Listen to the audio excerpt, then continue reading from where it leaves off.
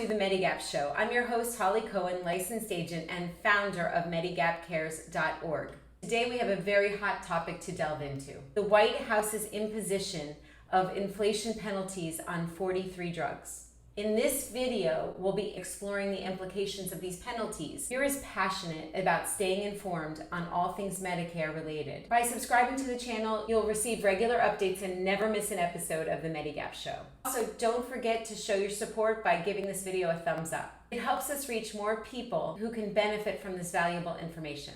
Let's dive right into this article together. Medicare sets next tranche of drugs to face price hike penalties.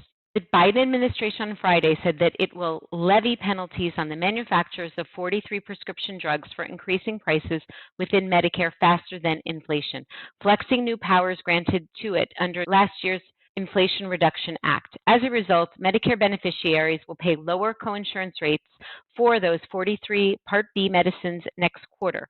The new list is larger than an initial slate of 20 published in March for last quarter, the first period in which the Centers for Medicare and Medicaid Services could lower coinsurance as a result of the law.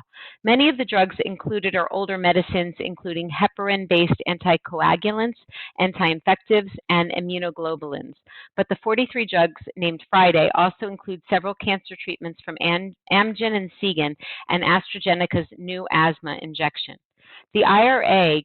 The Inflation Reduction Act, the IRA, gave the U.S. government the power for the first time to negotiate the prices of certain top-selling medicines in Medicare, a provision that's been fiercely attacked by the pharmaceutical industry. Earlier this week, Merck and Company sued the government over the law, describing the set-up process as more akin to extortion rather than a good faith negotiation. But the IRA also gave the government other drug pricing powers, including the ability to fine companies for excessive price hikes in Medicare. Drug makers must pay a rebate if they increase the cost of their products faster than inflation. Based on those adjustments, CMS can lower the out-of-pocket cost for Medicare beneficiaries on those drugs. According to the agency, people who take any of those 43 fined drugs could pay between $1 and $449 less per average dose beginning next quarter. The lower coinsurance rates announced Friday will be in effect from July through September 30th. The expected consumer savings, while in some cases small, are being touted by the Biden administration as evidence that the Inflation Reduction Act will help bring down the drug costs and curb manufacturers' incentives to raise prices. The Medicare Prescription Drug Inflation Rebate Program is a critical way to address long-term price increases by drug companies, and CMS is continuing our work to make prescription drugs more affordable for people with Medicare, said CMS Administrator Chiquita Brooks-LaSure in a statement. Last quarter, CMS cut coinsurance on 20 drugs, trimming an initial list of 27 after recalculating the product's average sales price. All but 2 of those 20 medicines remain on the slate, announced Friday. The new list includes Seagen's lymphoma drug, Adcetris, Amgen's cancer medicines like Blincyto, Immunologic, Priapolis, and Vectibix, Sanofi's rare disease drug Enjaymo, and AstraZeneca's asthma shot Tezspire. The U.S. Department of Health and Human Services also on Friday released a new report showing that Medicare Part B accounted for about 27% of all Medicare drug spending.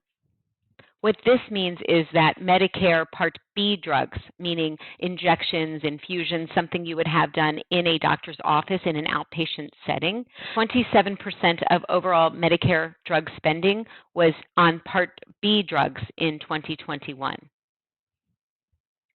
Of that amount, spending was concentrated on relatively few medicines. The top 20 drugs accounted for 53% of spending, according to the report. And that wraps up our discussion on the latest updates on Medicare prescription drug pricing. The penalties imposed on these manufacturers of these 43 drugs for exceeding inflation rates are a significant step towards reducing costs for beneficiaries. As we have seen, the Medicare Prescription Drug Inflation Rebate Program is expected to save Medicare beneficiaries up to $449 on average per dose.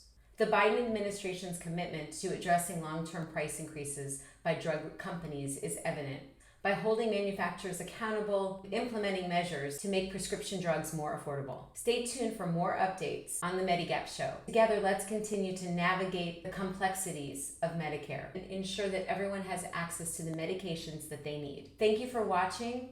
We'll see you next time, and be well.